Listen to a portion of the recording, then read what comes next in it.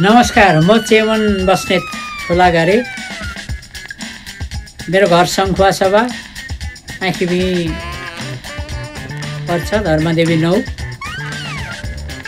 आज मैले एउटा गजल जस्तै लिएर आएको छु। गजलै चाहिँ हो कि होइन, तर गजल जस्तै लेख्न खोजेको छु।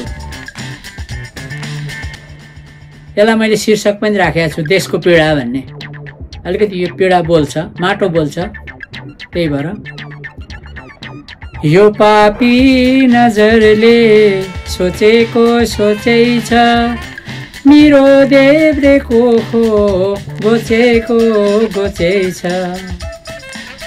त्यो पापी नजरले सोचेको सोचै छ, मेरो देब्रेको हो गोचेको गोचै छ।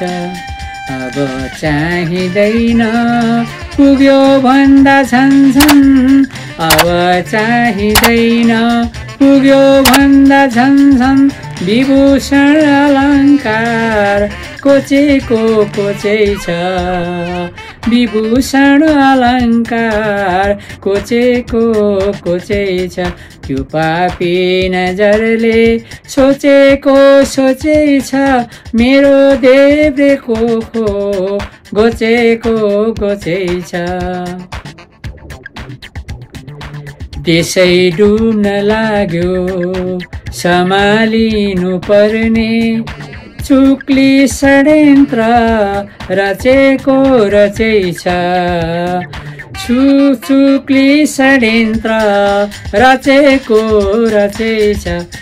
त्यो पापी नजरले सोचेको सोचै छ, मेरो देब्रे आँखा कोखो गोचेको गोचै छ।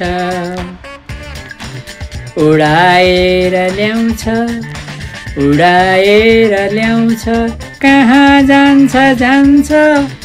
खनिज सुनौला खनिज सुनौला, पचेको पचै छ। खनिज सुनौला पचेको पचै छ। त्यो पापी नजरले सोचेको सोचै छ, मेरो देब्रेको हो गोचेको गोचै छ। इकुटा कोदालो इकुटा कोदालो, खियाले थलायो योजना गतिला योजना गतिला। थचेको थचै छ, योजना गतिला थचेको थचै छ। त्यो पापी नजरले सोचेको सोचै छ, मेरो देब्रेको हो गोचेको गोचै छ। अन्तिम शेर।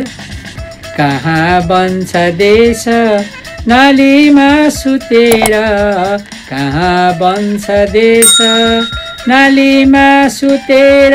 तथापि ऊ एक्लै मचेको मचै छ, तथापि ऊ एक्लै मचेको मचै छ।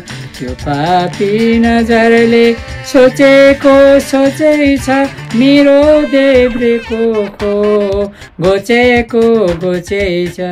विभूषण अलङ्कार कोचेको कोचै छ, चुक्ली षड्यन्त्र रचेको रचै छ। सुनौला खनिज पचेको पचै छ, योजना गतिला थचेको थचै छ। मेरो देब्रेको हो गोचेको गोचै छ। हवस्, धन्यवाद, नमस्कार। सुनिदिनु यहाँलाई आभार व्यक्त गर्न चाहन्छु। हवस् त, धन्यवाद।